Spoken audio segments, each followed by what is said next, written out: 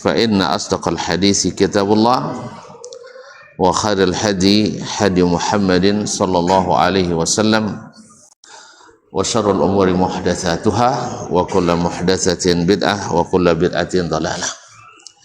Kaum muslimin, kaum muslimat, bapak dan ibu-ibu, saudara-saudari, ikhwan akhwat, jemaah Masjid Raya Muhammadiyah Bangkinang, mudah-mudahan senantiasa di hati dan dikenang. Alhamdulillah, selepas Idul Fitri kita bisa kembali mengulang atau meneruskan mengaji. Mudah-mudahan keadaan ini patut kita syukuri dan semakin ke depan semakin kita minati. Apalagi di zaman yang penuh dengan fitnah seperti hari ini. Kalau kita lihat dengan kejadian-kejadian hari ini, banyak orang yang tidak mengetahui mana kawan, mana lawannya, mana yang mencintai, mana yang membencinya. Makanya tidak ada yang menyelamatkan kecuali yang telah menyelamatkan generasi pertama dulu, para sahabat Nabi alaihi salatu wassalam. Di saat terjadi fitnah, hal-hal yang kejadian-kejadian yang membingungkan, tapi mereka tetap selamat dengan apa? Dengan ilmu. Oleh itu kaum muslimin dan muslimat dirahmati Allah, secerdas apapun orang kalau tidak berilmu maka akan tertipu. Kalau ilmu aja kan tertipu juga ya, apalagi ilmu.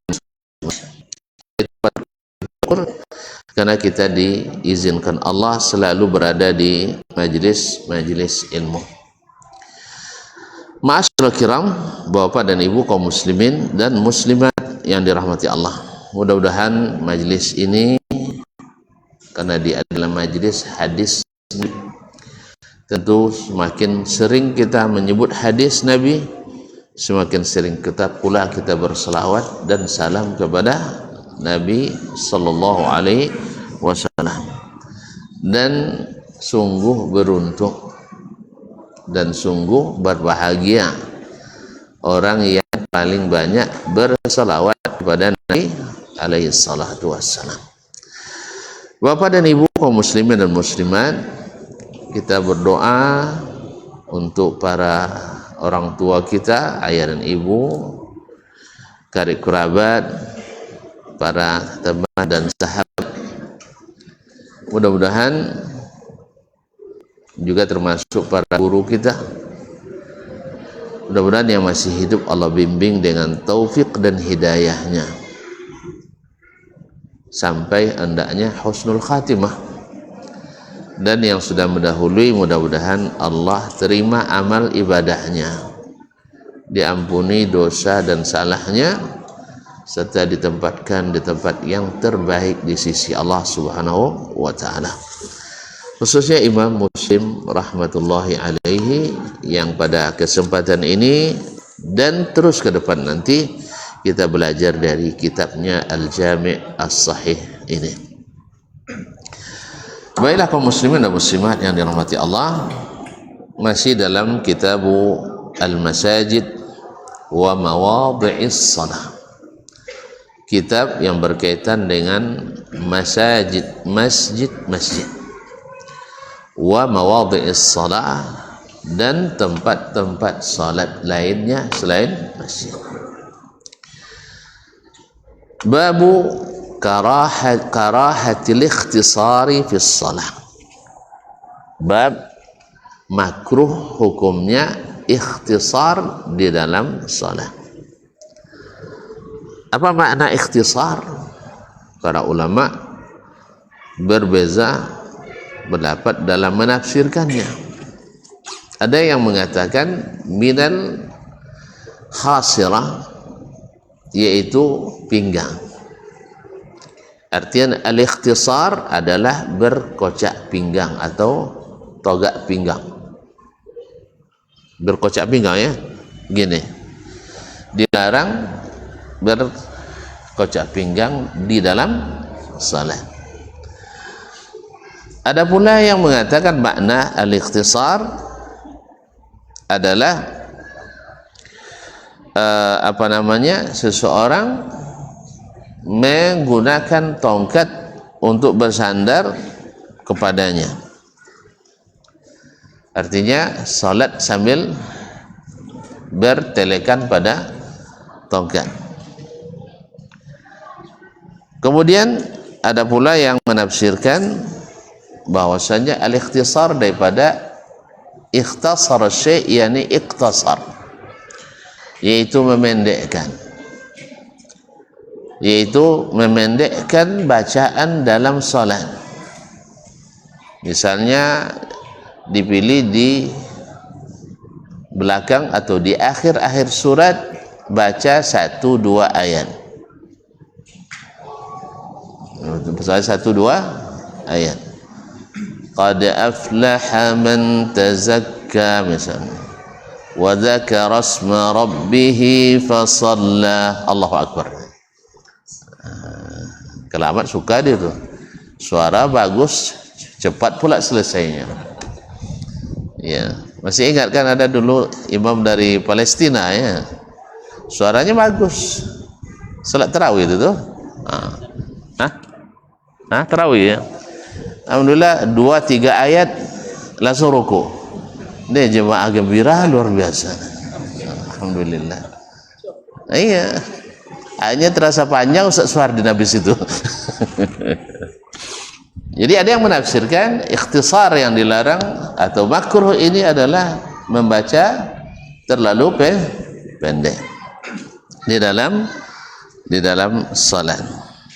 Atau maksud ikhtisar adalah juga dari makna tadi ikhtisar, yaitu al-hazf, yaitu tidak tuma'nina, sehingga tidak menyempurnakan ruku, sujud dan gerakan.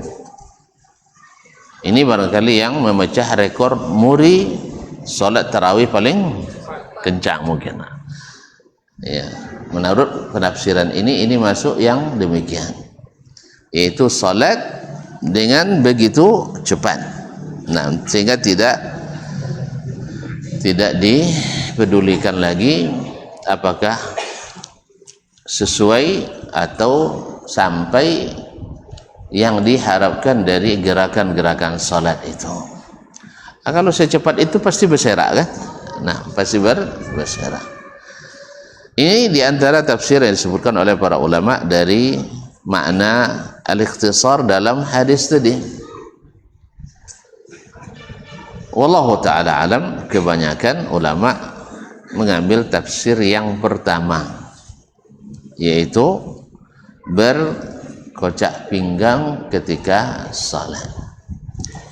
Berkocak pinggang ketika salat, alasan atau hikmah dilarangnya seperti disebutkan oleh Imam Nawawi dalam syarah Sahih Muslim ini adalah ini karena asal muasalnya perbuatan Yahudi. Jadi memang kita itu dalam kaidah utama kita disuruh mukhalafatu ghairil muslimin. Kita wajib berbeda dengan orang selain Islam. Tentu dalam masalah yang berkaitan dengan agama. Jangan, ini sebagian berusaha untuk mempersempit ruang perbedaan antara Islam dengan selain Islam. Jadi Allah melarang kita menyerupai kaum yang lain. Nabi melarang kita menyerupai orang yang tidak Islam. Banyak pula orang-orang yang tak jelas. Ya, tak jelas ya. Ingin mempersempit pemisah perbedaan antara Islam dengan bukan Islam. Kalau sudah begini metodenya, nanti perbedaan antara Islam yang sunnah dengan yang bukan sunnah akan dipertipis lagi. Di sinilah letaknya kenapa banyak hari ini orang-orang yang sepertinya mengerti tapi tidak paham. Ya, kalau kita lihat orang sekarang perang ya, main kembang api di Timur Tengah. Ya kan kembang api tapi bahaya. Dari kembang api antara tiga serangkai Yahudi,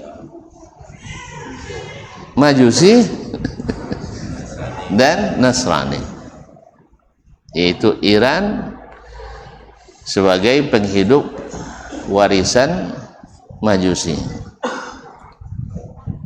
lebih banyak melakukan kesyirikan dengan Yahudi, dan satu pihak ada orang Nasrani Amerika. Ketiga-tiganya, kalau menurut saya, mohon maaf dalam tanda petik, 3 orang preman besar. 1 preman minyak, yang cari apa namanya, suka mencari minyak, berminyak abadan tuh. Yang kedua, hobi mencaplok tanah, Yahudi. Yang ketiga, merebut masjid, bukan untuk diisi tapi untuk dikosongkan atau dihancurkan. Yang suka merebut masjid itulah Iran Syiah. Pernah mereka merebut Masjidil Haram selama 30 tahun lebih atau 35 tahun, dan selama itu pula tidak ada haji ke Mekah. Tidak ada haji ke Mekah. Tahu tidak tuan-tuan kenapa tidak? Karena bagi mereka haji ke Karbala lebih afdal daripada haji ke Mekah. Makanya Hajar Aswad dicongkel dari tempatnya, dilarikan ke Ahsa. Tidak ada sejarahnya orang sesesat apapun yang mencongkel Ka'bah kecuali orang Syiah. Dulu Abraha mau mencongkel, tapi Allah kirim burung ababil. Subhanallah. Lalu ada yang berbicara, kalau gitu kenapa tidak Allah turunkan pula burung ababil, katanya. Memang Allah ikut aturan antum apa Allah antum ikut aturan Allah? Enak aja antum bilang. Sama juga sekarang orang dia asuh-asuhnya kayak orang Saudi, puanglah ndak bisa begini, ndak cayo ke pertolongan Allah nya. Nya pertolongan Allah itu menurut kita atau menurut Allah? Kalau menurut Allah, kita harus juga mempelajari hukum-hukum Allah dalam masalah ini. Ini gara-gara banyak yang tidak paham, akhirnya mengira Iran adalah pembela kepentingan Islam. Nah, di sini perlu kita mengaji, kaum muslimin dan muslimat dirahmati Allah SWT. Ya, dan yang mengatakan ini orang-orang berpendidikan tapi tidak berilmu. Mohon maaf, saya juga tidak berilmu, ya, tapi saya tahu dari referensi asli orang Syiah, bukan seperti orang yang menghembuskan fitnah terhadap Wahabi. Kalau Wahabi itu kalau berbeda pendapat diusir dari negerinya. Itu seaginya pay umroh. Ini bahasa asok muncung baduto tadi kan. Ile pun akan alau di situ. Wang dak Wahabi pulangnya ada itu. Kada ada. Jadi nampak dustanya. Ada seorang muazzin buta membaca innallaha wa malaikatahu yusholluna 'alan nabi, dipancung langsung di masjid. Di mana? Masjid Raya. Siapa yang dipancung, siapa yang mancung, tanggal berapa terjadinya, di masjid mana? Ini isu luar biasa, dusta. Kalau tidak jelas siapanya, siapa pelakunya, di mana tempatnya, berarti namanya ngibul. Ya.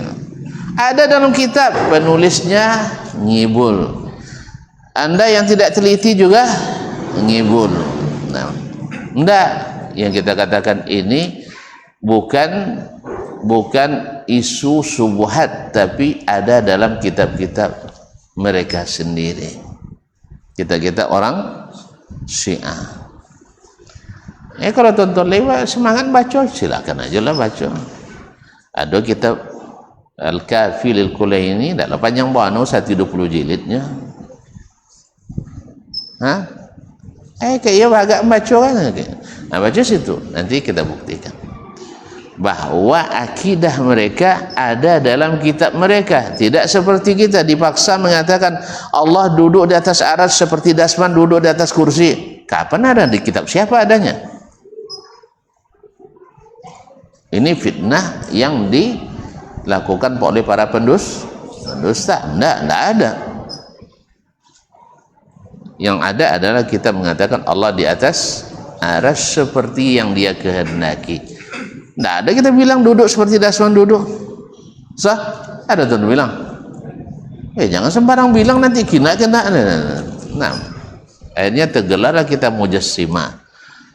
Gelar yang dipaksakan, bukan ada dalam kitab ulama kita. Ada katanya, menurut pemahaman kami itu tianjih. Makanya pahami orang menurut orang itu, jangan pahami menurut kita. Apa sampai kokin saya? Tidak tentu di mana simpang tadi. Simpangnya adalah kita disuruh oleh Allah tampil beda dengan agama lain, bukan mendekat-dekat dengan agama lain.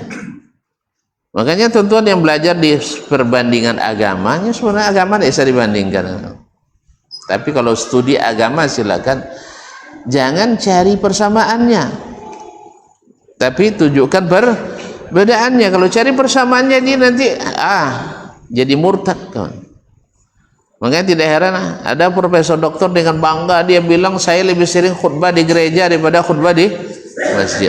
Masya Allah, inna lillahi wa inna ilaihi rajiun. Sudah berapa orang yang Islam dengan khutbah bapak di gereja itu? Atau jangan-jangan mereka tambah mantap dengan saya salah paham pula rupanya tidak boleh bilang orang itu kafir, sah? Kan tidak boleh bilang orang itu kafir, sah? Iya. Seorang profesor doktor perbandingan mazhab di luar negeri, Masya Allah, terkenal, sering tampil di televisi nasionalnya.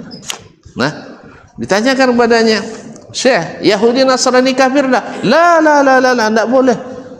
Mereka ahlul kitab. Masa orang beriman pada Taurat dibilang kafir, orang beriman pada Injil dibilang kafir? Sah? Iya Rasul ya. Lama kaji ya, mantap. Tapi tanya lihat, tu Wahabi kafir tak sih? Oh kafir, kenapa? Akidahnya dari Yahudi dan Nasrani. Tapi Yahudi dan Nasrani tak kafir, ambil akidah Nasrani kafir. Itu jangan, tak jahil tuan-tuan. Orang cari tapi profesor doktor, woi. Dan tak profesor dah. Profesor doktor. Pandai bahasa Arab, cuma orang Arab maknya. Tapi macam itulah. Jadi kaum muslimin dan muslimat, tanya kayaknya Yahudi Nasrani kafir, Syekh? Enggak. Apa sebab? Mereka ahlul kitab, beriman pada Allah, beriman pada Rasul mereka. Atau tanya kayaknya, itu kalau Wahabi kafir enggak? Oh kafir, kenapa? Akidahnya diambil dari Yahudi dan Nasrani. Hati-hati nangis sampai galak aja dia. Nangis sampai galak. Macam itu tu model. Karena apa? Agamanya menurut hawa, bukan menurut ilmu. Nabi SAW menyuruh kita dalam banyak munasabah untuk berbeda dengan orang non muslim ya, non muslim. Ya, memang kita harus tampil beda karena jalan kita tidak sama. Nanti kalau kita tampil mendekat-dekatkan diri kepadanya, nanti terjadi syubhat. Itu awak justrunya dikuin kasan termakna dong dah. Salah ikuin. Nah, jadi oleh sebab itu kaum muslimin dan muslimat, kenapa dilarang al-khasirah tadi? Karena katanya merupakan sifat asli orang Yahudi. Ada pula yang mengatakan itu termasuk fi'lus syaitan, adalah perbuatan syaitan. Nah, atau ada yang mengatakan iblis dulu ketika turun dari surga ke bumi juga dalam keadaan berkocak pinggang. Kesimpulannya, kalau uang kodok togak pinggang, apa nomor dia mawar? Orang sombong angkuh. Ini ngomong bagak ya, bagak orang sombong. Dan memang Yahudi orang sombong, iblis sombong, syaitan sombong. Padahal kita sedang berhadapan bermunajat dengan Allah yang harusnya kita khusyuk. Apa itu khusyuk? Yaitu tunduk dan merendah. Tunduk dan merendah kepada Allah Subhanahu wa taala. Maka dilaranglah untuk ikhtisar, yaitu berkocak pinggang dalam salat. Nah, qala al-Imam Muslim rahimahullah wal haddatsani al-Hakam ibn Musa al-Qantari, telah menceritakan kepada kami atau kepadaku Al-Hasan ibn Musa al-Qantari. Al-Qantari ini ada dua seperti jelas oleh Al-Maqdisi. Ada Al-Qantari dari Qantara Baghdad, Qantara al-Burm, dan ada Ra'sul Qantara di Nisabur. Dua-duanya nisbatnya Qantari. Qantari itu artinya, Qantara itu artinya adalah jembatan. Nah, yang dimaksud di sini Al-Hakam bin Musa al-Qantari al-Baghdadi. Al-Baghdadi. Qala haddatsana Abdullah ibn Mubarak, telah menceritakan kepada kami Abdullah ibn Mubarak. Abdullah ibn Mubarak al-Marwazi Abu Abdurrahman, al-alim, al-amil, al-mujahid, al-muslih, al-salih, al-zahid, al-abid. Sampai-sampai Imam Ibn Hajar rahimahullah menyebutkan dalam terjemahnya atau dalam biografinya, jumi'a fihi jami'u khisalil khairi. Orang ini, Abdullah bin Mubarak ini, seluruh sifat kebaikan terkumpul pada pribadinya. Piti banyak tapi habitawi dia uang. Inyo bahagia tapi selalu pergi berjuang. Awak bahagia ngerata orang kampung, iya. Ndak, ini bahagia tapi pergi berjihad. Beliau sehat, sering naik haji, dan kalau haji menggratiskan orang satu kecamatan. Tapi tidak disabui gratis dari awal era. So gratis dari awal nak, kalau minta beli korma ada bang, sah. Tapi diterimanya setoran, berapapun antum setor dia terima. Ini sama ni kan, apa mas Ahmad, kelas apa reguler, tak boleh? Reguler sudah itu. Sabarlah sampai promosi sekali. Hah? Paket-paketnya ekonomi, reguler tuh, eksklusif tuh, itu dia. Ya dah. Nama mahal apa? Eksklusif. Nah, dengan kayaknya. Nah, jadi kaum muslimat rahmati Allah. Jadi diterima bayaran, nanti orang merasa bayar. Kalau merasa bayar, orang merasa punya izzah, merasa harus dilayani. Nah, itu yang dilayani oleh ulama besar itu. Jadi dilayaninya. Padahal uang yang dia gunakan uang dia sendiri. Nanti selepas pulang sampai di kampung halaman 2 hari, hari ketiga diundangnya orang tuh ke rumahnya. Noleo ya, piti banyak awak pamua. Ya. Ibu oma godang bini banyak bini godang. Bermurah kan, subhanallah. Akhirnya semuanya dibagi-bagi masing-masing 2 setel jubah baru.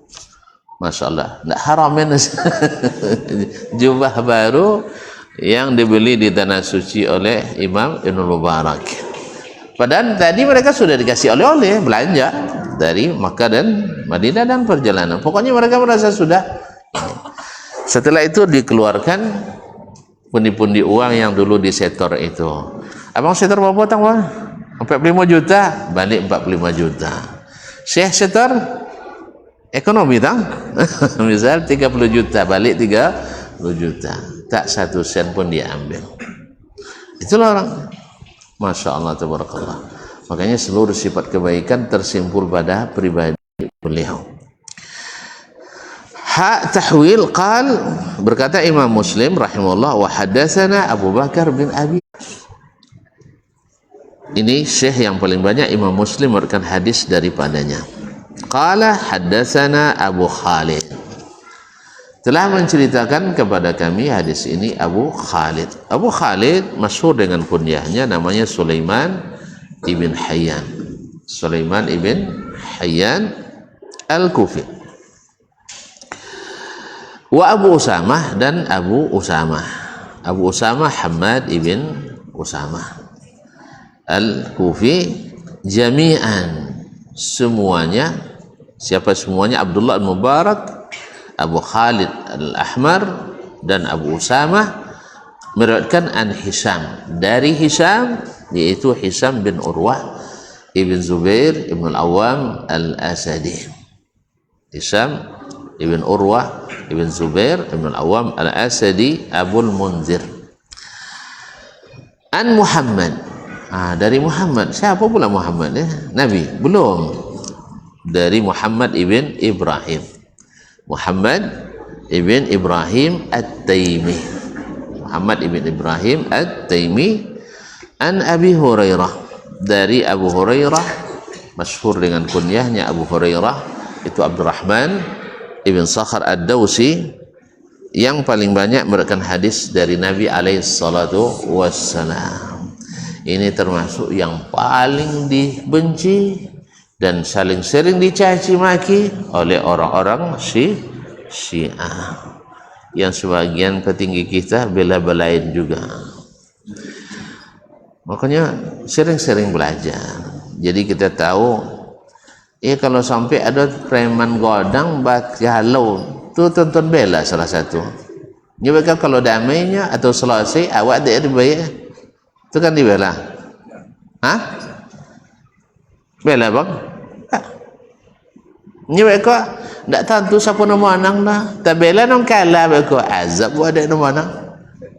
Fahamnya? Tak bela yang kalah, azab ada mana? Maka oleh sebab itu, kenapa kita tidak ada bela? Karena tidak ada, mereka itu kepentingan masing-masing.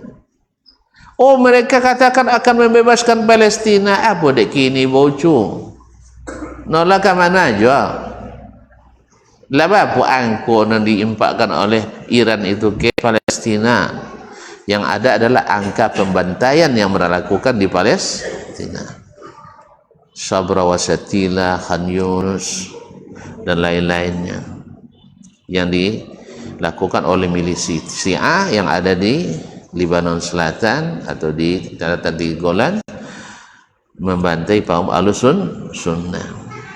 Di Syria saja mereka membantai tidak kurang dari 500.000 orang melalui rezim Bashar al-Assad, di Yaman dan seterusnya. Jangan lupa 656 kota Baghdad atas jasa orang Syiah dibantai oleh orang Mongol. Jangan lupa 2003 Irak jatuh ke tangan Amerika dan Inggris juga atas jasa buruk orang Iran Syiah. Nah, sekarang mereka sedang berkelahi. Mungkin ada sesuatu yang sedang mereka ini kan perebutkan. Lalu kita kemudian jangan terlalu percaya dengan berita AI nama orang. Ya. Contohlah biancur sodo Amerika dan Iran dengan non banyak pemimpin mati orang Iran. kayak bagai tembang ke Trump. Nah, jadi kaum muslimin dan muslimat dirahmati Allah, kita tidak bela siapa-siapa, termasuk Arab Saudi yang sering difitnah di sini, selalu kena fitnah. Pokoknya bakal gajah jauh samui di hutan, wah bisa salah. Apa dia? Mereka sudah punya jasa menjaga keamanan dua tanah suci. Mana yang hebat Makkah dan Madinah daripada Baitul Maqdis? Hah? Makkah dan Madinah. Apa dia tuntut je mereka apa anglet? Baiklah tonton kakian membebaskan Palestina, kan kewajiban bersama, sah? Tidak kewajiban bersama? Kewajiban bersama kan? Baik. Dan saya yakin bila dunia Islam sudah ramai-ramai membebaskan Palestina, Arab Saudi pasti akan bantu. Tapi kalau tonton suruh mereka maju dulu, mereka sudah coba dulu tahun 73, ya, mereka maju hampir merebut Palestina bersama orang Arab lainnya, tiba-tiba pasukan Mosyu mengundurkan diri. Tahu Mosyu? Hah? Acu Mosyu. Allah musta'an. Akhirnya tidak bisa mendapatkan kemenangan itu, terpaksa dipaksa ke meja perundingan, sehingga mencapai kesepakatan tahun 67 di Helsinki, dan akhirnya pasukan Arab harus menerima kenyataan itu. Akibat orang Arab sepakat untuk tidak sepakat, apalagi orang apalagi orang Arab. Mana banyak perpecahan awak pada mereka dalam agama. Hah? Dan alhamdulillah lamu dan sitan tak pernah nongol. Uang berbeda pendapat menghentikan kajian di masjid, mendemo. Tak pernah sunnah, tapi ke awak alun air Indonesia lah kena antin kaji. Dek kawan awak lah rumah. Dek kawan seper jangan. Tu apa lawan nak menyatukan dunia. Awak aja bah basi salah. Badian dia. Alhamdulillah negeri ini boleh mencatat aliran sesat paling besar di dunia. Tu bisa orang Arab kan belajar Islam ke awak? Hah? Selesai dulu kita sama kita. Coba damaikan yang 400 lebih aliran yang menyimpang di negeri ini. Coba dinamaikan dulu. Baru kita bisa bercerita tentang mereka. Mereka alhamdulillah sudah mengamankan negerinya menjadi negeri paling aman di dunia. Kalau kita barangkali negeri yang tidak masuk jajaran negeri yang paling tidak aman. Contoh Tirampas sekadang-kadang hilang lah. Di mana hilang? Di Musaji. Di Musaji Tirampas pun hilang. Itu ceritalah nak nyuruh Arab belajar Islam ke awal. Dia tak malu nomor. Kan tak malu nomor. Coba kacau dulu ya. Ini adalah sebagian petinggi tapi tidak punya selera tinggi. Ya, petinggi yang tidak punya selera tinggi, selera rendah. Allah musta'an. Jadi oleh itu kaum muslimin dan muslimat dirahmati Allah, hukum asalnya kita disuruh untuk beda dengan orang-orang non muslim. Masuk waktu? Azan dulu ya. Habis itu kita sempurnakan sebentar. Ini kan baru perdana. Selepas hari raya Jin tak boleh panjang-panjang sampai sudahnya.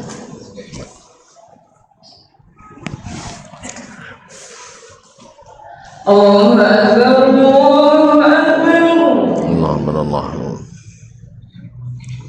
Allahu Akbar, Allahu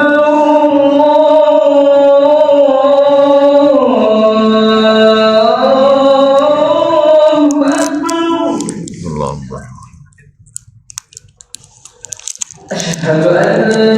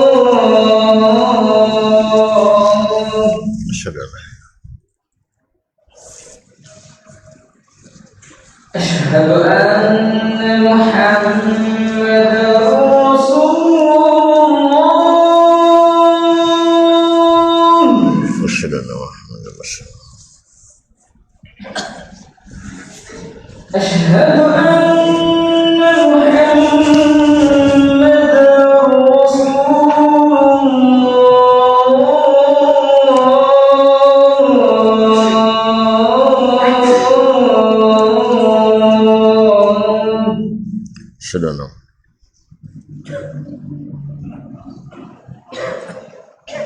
حي على الصلاة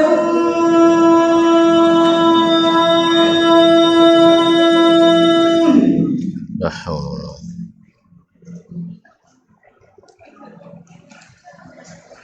حي على الصلاة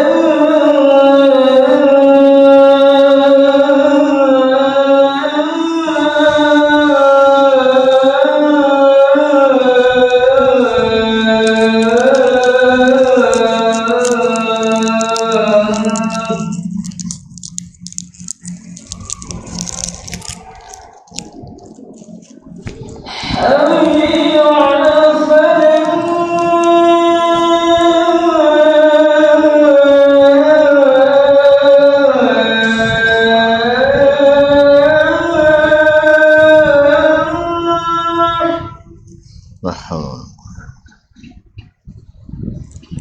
حي على الفلاح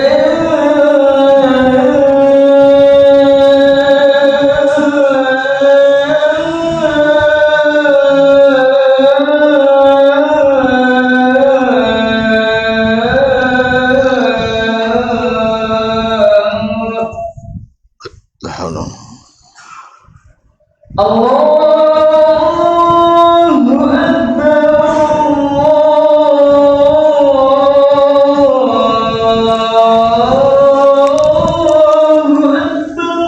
الله أكبر الله.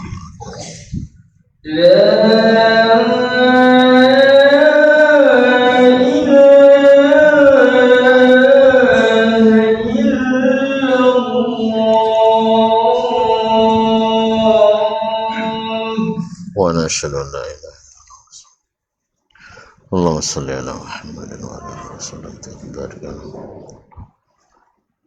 اللهم رب هذه الدعوة التامة والصلاة القائمة رضيت بالله ربا. Baik, kaum muslimin kaum muslimat, kita lanjutkan hadisnya dari Abu Hurairah. An Abi Hurairah radhiyallahu anhu, Abdurrahman bin Sakhar Ad-Dausi, adalah sahabat yang paling banyak meriwayatkan hadis dari Nabi alaihi salatu wassalam, dan yang paling banyak dicaci dan dimaki dan dicari oleh orang-orang yang paling benci pada Islam. Karena mereka tahu kalau Abu Hurairah digugurkan, banyak hadis yang akan hilang dari kalangan umat Islam, sehingga banyak amalan kita yang batal, termasuk hadis ini, ini. Maka oleh sebab itu kita diingatkan oleh Imam besar Jarh Ta'dil ilmu hadis Abu Zur'at Ar-Razi, "Idza ra'aita ar-rajula yantaqisu ahadan min ashabin Nabi sallallahu alaihi wasallam fa'lam annahu zindiq." Apabila kau melihat seseorang mencela, merendahkan sahabat Nabi, ketahuilah dia adalah zindiq, orang yang sengaja masuk Islam untuk merusak Islam dari dalam. Apa sebab? Lianna sahabata syuhuduna, karena sahabat itu adalah saksi-saksi hidup kita, yang menyampaikan apa yang mereka pelajari dari Rasulullah sallallahu alaihi wasallam. Fa'ahum aradu yujarrihu syuhudana, mereka hendak merusak para saksi kita supaya tidak diterima. Kalau saksi tidak diterima, sah enggak? Tidak sah lagi. Oleh sebab itu mereka adalah lebih patut untuk dicela dan dimaki. Makanya kaum muslimin dan muslimat, berhati-hati, jangan salah pilih dalam mendukung orang. Ya, salah-salah mendukung kekufuran juga, kesyirikan juga, kerusakan juga. Kalau orang berteriak-teriak dengan yel-yel membela Islam, ya dulu orang munafik di zaman Nabi juga punya perangai yang sama. Sebelum Nabi berkhutbah setiap Jumat, mereka dulu yang berpidato, ini Rasulullah, harus kita bela, harus kita tinggikan, harus kita muliakan, dan banyak lagi baca syiar-syiar yang mereka angkat tinggi-tinggi, tapi pas ada kesempatan berkhianat mereka tunjukkan. Di perang Uhud mereka menarik sepertiga pasukan. Akhirnya di Jumat pertama pasca perang Uhud, ketuanya Abdullah bin Ubay nak buat lagi seperti biasa, nak mengumumkan saldo, bukan saldo nak mengumumkan bahwa dia mencintai Nabi alaihi salatu wassalam. Akhirnya ditarik sarungnya oleh orang. Kami sudah tahu Anda. Ya kan, sudah tahu. Nah, kemarin orang terperangah semua, Masya Allah. Ya, para sahabat yang tidak tahu hakikat orang munafikin terkesima melihat, inilah baru orang yang benar-benar bela Nabi alaihi salatu wassalam. Masa Abu Bakar diam-diam aja? Kan itu orang sekarang, kan itu ya. Coba lihat itu, Iran bersemangat menentang Amerika, Arab Saudi diam-diam saja. Memangnya diam di waktu diam bagus, tapi cara di waktu yang tidak benar adalah tidak baik, apalagi berdusta. Ala kulli hal, orang-orang yang tidak mengetahui hakikat yang mereka sembunyikan, maka mereka akan menjadi orang-orang yang korban, orang-orang yang tertipu oleh propaganda mereka. Nasallallahu salamatal afiyah. Nabi sallallahu alaihi wasallam, dari Nabi sallallahu alaihi wasallam, annahu naha ay yusalli ar-rajulu mukhtasiran. Nabi melarang seseorang salat sambil berkocak pinggang. Nabi melarang orang salat sambil berkocak pinggang. Ini menurut penafsiran pada umumnya ulama, yaitu berkocak pinggang. Alasannya tadi, tidak meniru perbuatan orang yang sombong, baik dari kalangan iblis maupun dari kalangan syaitan atau dari kalangan manusia. Karena kita dalam posisi harus tunduk dan khusyuk, maka tidak pas kita berkocak pinggang. Bahkan dalam kehidupan sehari-hari saja tindakan seperti ini tidak terpuji. Lewat yang kau nak kata pinggang, apalagi walau kau nak kau join tak pinggang juga awak kan? Itu bahagia lah contohnya kan. Mana? Jadi mau tidak terpuji. Wa fi riwayat Abi Bakar, di riwayat Abu Bakar Ibnu Abi Syaibah, dia berkata, naha Rasulullah sallallahu alaihi wasallam. Perbedaan lafaz saja. Kalau tadi annahu naha, di sini adalah naha Rasulullah sallallahu alaihi wasallam. Dalam Sahih Bukhari, Nabi dan lafaznya adalah naha Rasulullah sallallahu anil khasri fis salat. Bukan naha Rasulullah ayyusalli rajul muqtasiran, tapi naha anil khasri fis salat. Maknanya sama. Lafaznya saya yang berbeda. Ini juga menunjukkan bahwa meriwayatkan hadis dengan maknanya, asal tidak merubah hukum dan maknanya, itu dibolehkan. Nah, wallahu taala alam, wa sallallahu ala nabiyyina Muhammadin wasallam. Ya, sekira cukup demikian dulu. Mudah-mudahan bermanfaat. Semoga Allah SWT senantiasa menjaga kita dengan ilmu ini dari berbagai fitnah dan syubhat. Wa subhanakallah bihamdik, asyhadu an la ilaha illa anta, astaghfiruka wa atubu ilaik. Wassalamualaikum warahmatullahi wabarakatuh.